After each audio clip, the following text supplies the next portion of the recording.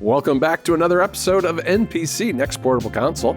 I've got Brendon Bigley with me over there, and in the middle, at least the way I'm looking at it, is Federico Vitici. Hey, Federico. Hello. Hi. Good morning. Thank you for accommodating my time zone. It's a pleasure to be back. Can I start the episode with a I was going to say a reveal, but it's more of an admission. Can I? Sure. Why not? I switched back to Windows on my PC. Really? Yeah. Oh, that's interesting. Why? Sad state of affairs, honestly. You don't seem thrilled about it. I'm not happy. No, I'm not happy about it. I mean, Windows is terrible. You just want Xbox mode, is what you want. No, the exact. I won't want be to get able as to far next away month, from. In fact, that's as far away as possible from Xbox at all times. But I will say, so I have my mini PC, which is still in the living room, still has SteamOS on it, chugging along, going great. Bazite, not SteamOS. But no, the one in my living room has SteamOS on it. Yes, you were able That's to get the it to B-Link. work. Yeah. I had Bazite on the HP Omen. It was going great. I really loved it. And then I really wanted to play Marathon. Oh. And I specifically wanted to play Marathon on PC because on PS5, if I was to get Marathon, I would have to start paying a monthly subscription for PlayStation Online again, which I haven't done in like well over a year and a half, maybe 2 years at this point. So strange to me that they're still making you pay to play these games online. But anyway, especially considering it's cross-platform with people who are not paying to play it online, that seems very silly to me. Anyway, Marathon unfortunately has kernel-level anti-cheat, which means that I couldn't play it on my Bazite install, which made me very sad. Right. And I'm sure somebody out there is wondering, why not just dual boot? And the answer is, I've had bad luck with dual booting between Bazite and Windows. And also, the kicker here is because storage has gotten so expensive. I was going to say, storage. I actually don't have as much storage as I would like in this PC. Like I have 1 terabyte in here total, which is like pretty good, but also when you're installing as many games as I am, it's not great, especially if you want to be dual booting. Yeah. It's a very sad state of affairs. I literally switched back to Windows just for this one video game, and unfortunately and fortunately, the video game is very good. So like, it's whatever. Good after all. Oh my God, it's amazing. Marathon's awesome. I love Marathon. I'm a big fan of it. But I feel so stupid, like needing to switch back to Windows just for this one video game. I really, really wish they would stop this kernel-level anti-cheat stuff. It's like, it's so... Yeah. It's really cramping my style, is how I'm glad that it was worth the effort, because that's not a small effort, so... No, it was weirdly tough to switch back to Windows also. Yeah, it wasn't an easy process. Needing to find a way to make a Windows boot key that works on this computer was not the easiest thing in the world. I had to jump through a bunch of weird hoops with an old laptop that I've had sitting around for probably 15, 20 years at this point. This is why you keep everything, right? This is why you keep all your old gear. Yeah. Did I tell you guys that a couple of months ago I decided to stockpile some SSD storage that I purchased from Amazon real cheap before the prices went crazy? Oh, you're so smart. You're going to be a dealer now, aren't you? I got a couple of 1 terabyte NVMe drives that are just sitting in my storage, unused. But someday they will be useful. And someday, what's the expression, John? It won't break the bank. That's right. That's right. You know, I was looking on Amazon just the other day at some of the Samsung T9 drives, and their 4 terabyte drive has gone from somewhere in the range of about $300 around Black Friday to over $700. Okay. I mean, it is brutal. Brutal. Don't like it. What a bummer. Don't like it. Okay. John, we have some... This is a very John topic, I think you saved not 1, not 2, but 3 controllers for this episode of NPC. I did. Because, actually right when we finished recording last week, I got very excited because I think we had talked about the Nixie, which looks like a pretty good Switch 2 controller. Very much magnetic Joy-Con, whatnot. And I thought, this looks really good, but I wonder what Mobipad is up to these days. So I went and I checked out their website. And sure enough, they actually have not 1, but 2 magnetic Switch controllers now. And I got all the way, there's like a pro and a regular version. And I got all the way to the point of having the pro one in my cart because not only do they have these two options, but they're significantly less expensive than the Nixie, which, if you remember, I think is $170. And these were under $100. And so I thought, oh, this is great. I'm going to get this. It's going to be fantastic. But then I started looking at the side-by-side comparison of these two controllers. One is the M2 HD and the other one is the M2 Pro. And I know I'm going to get some of this wrong, but the difference between these two comes down to one is using Switch 1 technology and the other one is using Switch 2 technology. And what the result of that is that some features are on one and some features are on the other, but they don't have this. Yeah, they don't have, there's no version that has everything because when they use the Switch 2 technology, that gave them, for instance, the 9-axis gyroscope. Awesome. That gives them the C button, for instance. Also, I guess awesome. But what it doesn't give them, because it hasn't been reverse engineered yet, is HD Rumble. Instead, they've got some, their own version of Rumble, which is just micro switches built into the controller, which are not as good. And I've seen a couple of reviews that said, the Rumble in this one is not so great. If you go with the $10 cheaper model, which is the M2 HD, you get that HD Rumble because it's the HD Rumble from the Switch 1, not from the Switch 2. So there's probably a little bit of a difference there too. Plus, instead of a C button, you get an M button, which I think is just to do things like program the back paddles and stuff like that. So I ended up just taking everything out of my cart and not buying either one of these because if I'm going to spend a lot of money on a controller for the Switch 2, I want it to have as many of the Switch 2 features as possible. I think also the Pro, which uses the Switch 2 technology, can do Amiibo, which is good. I mean, not a lot of controllers support that kind of thing. But both of them have NFC Amiibo support, which is nice. So it's like 90% of what I want, but not quite all the way there. So I just decided to wait it out because I figure somebody at some point is going to figure out HD Rumble on the Switch 2, and I'll get that too. But I don't know. What do you guys think of this? This is a weird situation to be in. It's kind of like they're splitting the baby, basically. I think this is a really silly way to do this in the first place. Yeah. I think just announcing one of these would have been totally fine. Announcing both of them, very silly. And I think making both of them is very silly. Like if they had just been like, okay, we're going to have first of all, the fact that there needs to be a chart at all to explain this, I think, indicates that there's a problem here, right? And they don't explain that it's the difference in the technology that they're using in each one. So it's still confusing even with the chart. And I think... Yeah, right. Right? And having this kind of thing, putting both of these out into the world causes exactly what I did, which is like, neither one of these is perfect. I'm not going to get either one. And let me ask you a question here, because this is something that I'm unaware of. And honestly, I'm trying to figure it out from their product page, and I actually can't. You also just can't use these wireless, right? Like if you were to unhook these from the Switch, you can't use these as individual Joy-Cons either. These are just for when they're attached, right? I think so. I think they come with a connector that you can put them together, but I don't know that equates into wireless. It may still need to be wired or be used mainly for charging. I don't remember. That I don't recall off the top of my head. It looks like there's an adapter that you can buy for $15.99 that also, actually, now that I'm looking at it, it doesn't allow you to use it as a controller while it's disconnected also. Okay, that's just for charging. Yeah, so that's kind of my biggest thing about third-party Joy-Cons, which I always have an issue with, is like if you get them, they're really only for handheld mode. Right. Which isn't the worst thing in the world, to be clear. Like I had my my Hori, oh my god, I don't even remember what they were called. Split Pad Pro, Pro Plus or something. Yeah, HD. I remember. yeah. Whatever the ones, they were a little bit more low profile than their like really big split pad that they had. And I loved that thing. Like that those Joy-Cons were fantastic. I loved them on that device.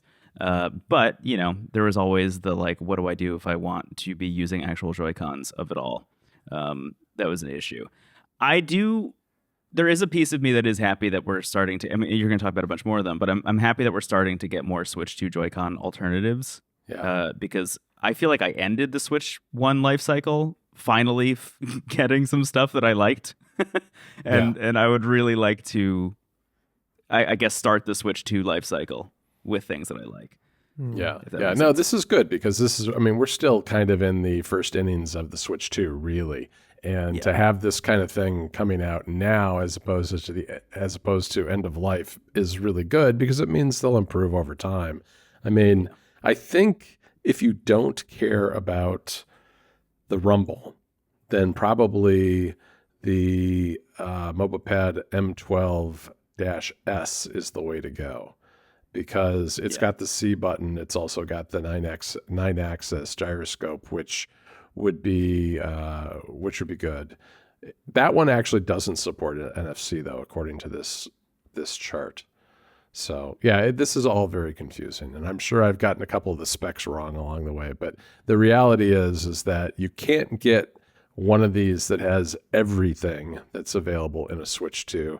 Instead, you'll either get a subset of Switch 2 technologies or the Switch 1 stuff that carries over to the Switch 2, but not both.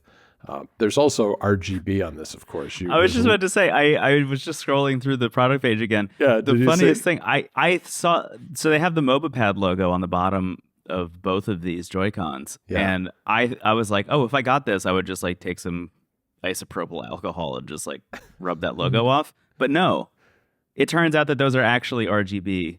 And Beautiful.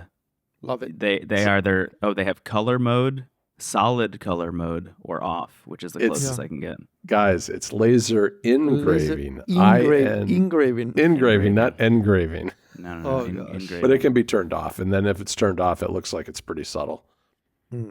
Okay. There is a piece of me that still wants these. I will say that. Yeah. I wanted the MobilePad during the last Switch life cycle, and I didn't do it. Yeah. Because I was like, oh, the Switch 2 is going to come out at any moment. Guys, can I talk about Android gaming for a little bit? So listeners of NPC XL know that I recently got a Red Magic 11 Pro gaming phone that I also somehow kind of shattered in the back, but it's fine. I'm using a case.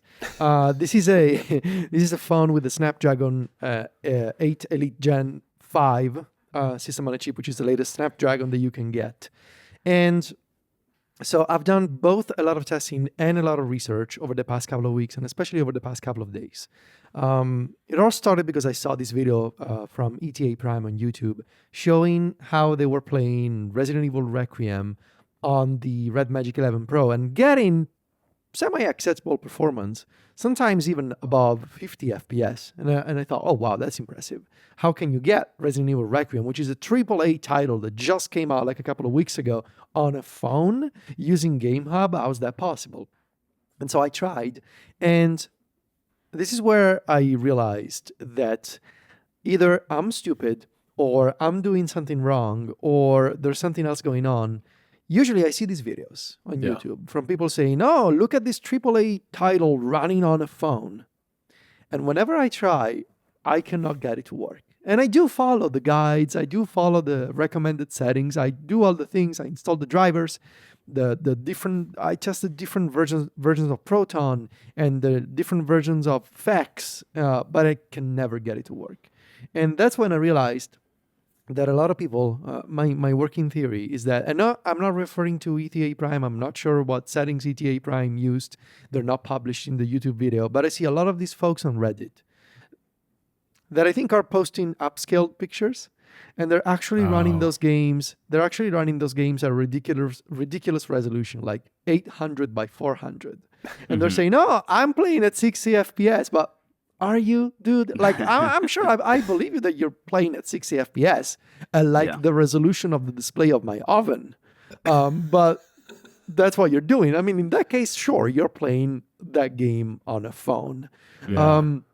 That said, I couldn't get Resident Evil Requiem to work. I told you guys before doing the show, I started playing on my gaming PC. It's beautiful, lovely game. But I did a lot more testing.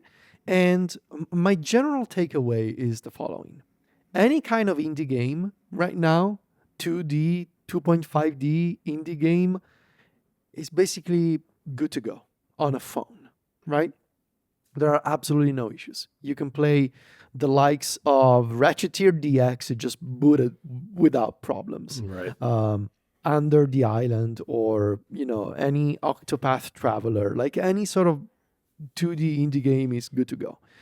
AAA titles that are really well optimized for Steam Deck, and it's maybe a title from the past year and a half, you can generally get it to work on a Snapdragon 8 Elite Gen 5. However, there is a lot of movement happening on a weekly basis for drivers, and so you gotta keep up with it. Because essentially every week there's a new driver. And as I mentioned on XL, there are now multiple flavors of each driver. And the Elite Gen 5, as opposed to the Snapdragon 8 Elite regular, which is what you get, for example, in the A-Node 3 Ultra, the Gen 5 is even more cutting edge. And so things for recent AAA titles can be a little hit or miss. In all of this, I also wanted to do some research regarding are there any alternatives to the Red Magic 11 Pro? Because that device is quite the combo when you think about it. It's a phone with a Snapdragon 8 Elite Gen 5. You can spec it up to 24 gigs of RAM and 1 terabyte of storage. And it has both passive cooling and active cooling with liquid cooling in the back of the phone. It doesn't really do a lot, and you're still going to need an external cooler unless you want your phone to run plus 100 degrees Celsius, which I do not recommend. But it's quite the combo, and I started wondering, okay, are there any alternative phones that have a Snapdragon 8 Elite Gen 5 that I could test for gaming? And the answer is that yes, there are, but because of the cooling situation, you probably don't want to get them. For example, the Xiaomi 17 Ultra, I believe, is a Snapdragon 8 Elite Gen 5 phone, but it has no cooling. It's just passive cooling with a vapor chamber, and that's it. There's the Honor Magic V5, I want to say, that also has an Elite Gen 5, also just a heatsink, no fan, no liquid cooling. So if you want to consider an alternative to a Red Magic phone from more established brands, I guess you can, but you are going to be thermal throttled much more quickly and much more frequently than when using a Red Magic 11 Pro. That's the problem.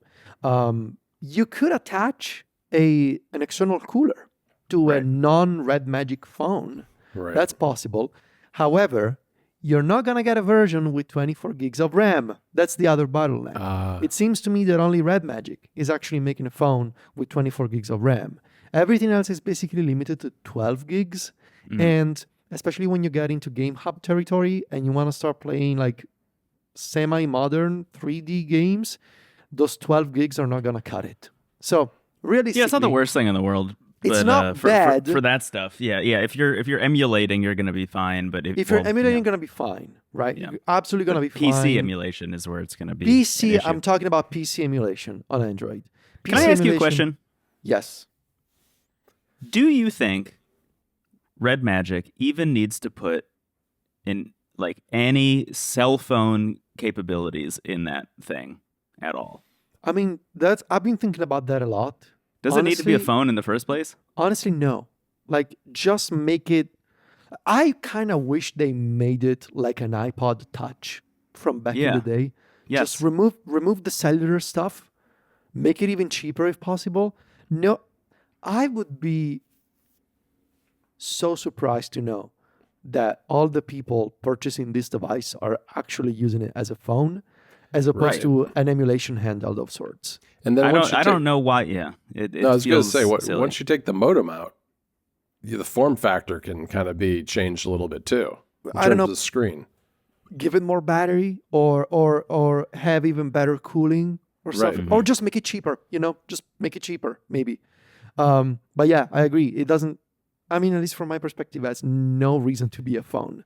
That being said, in reading about like the 8 Elite and the 8 Elite Gen 5 families, which are really similar. The Gen 5, as I mentioned on XL, is essentially 20 to 30% faster than the 8 Elite, which if you want to emulate PC on Android, every bit matters. Yep.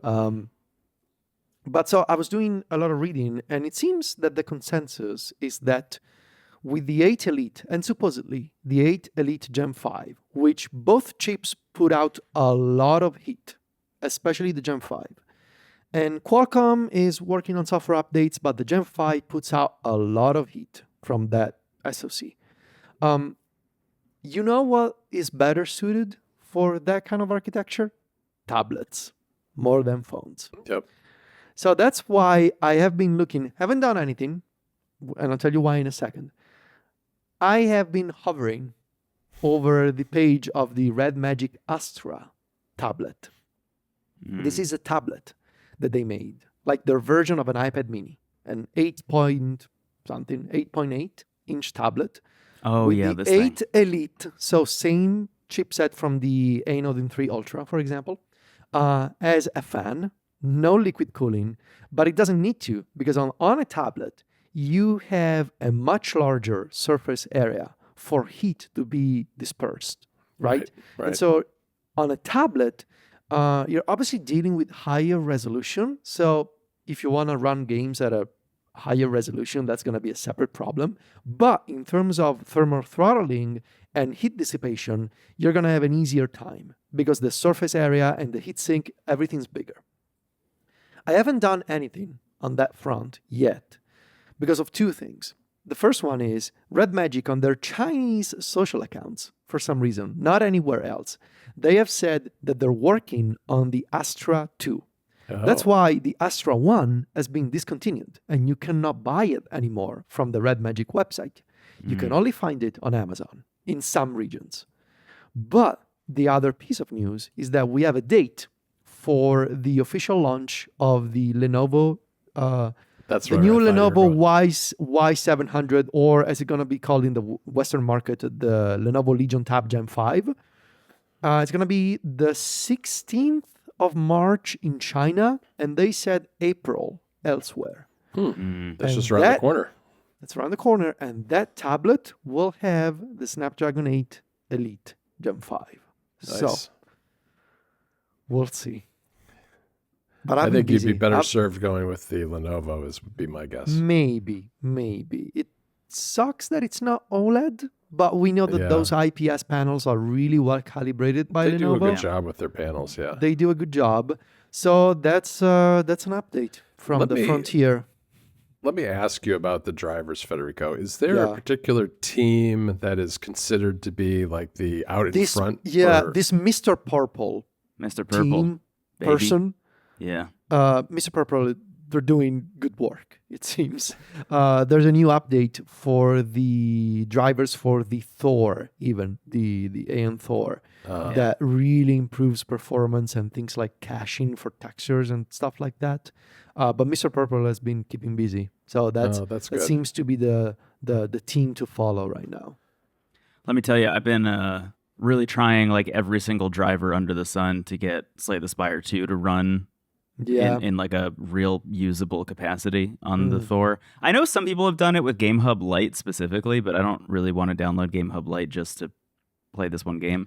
I should mention... somebody will figure it out. Yeah. I should mention Game Native got a big update this week. Yeah, the UI updates are beautiful. Finally, properly works in landscape, easier way to switch between games and platforms. I think it's version 0.8, if I'm not mistaken.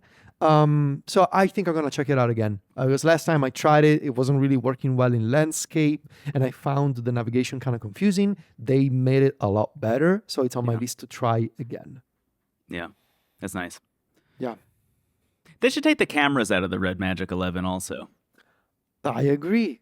Sorry, I'm still thinking about this. The Astra also has a camera on it, right? Take the camera. Well, why are we putting cameras in this stuff? Yeah, just I mean, I kind of get it that you want to sell it as a phone, right? Yeah. Because the whole idea of an iPod Touch is kind of weird now.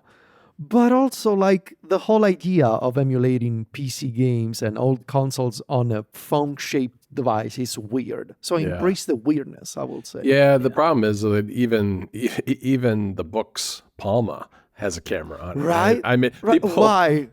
right. I mean, that one you could easily drop it and maybe shave $50 off. Part of me kind of wonders if the issue is that Android freaks out if it doesn't see a camera attached.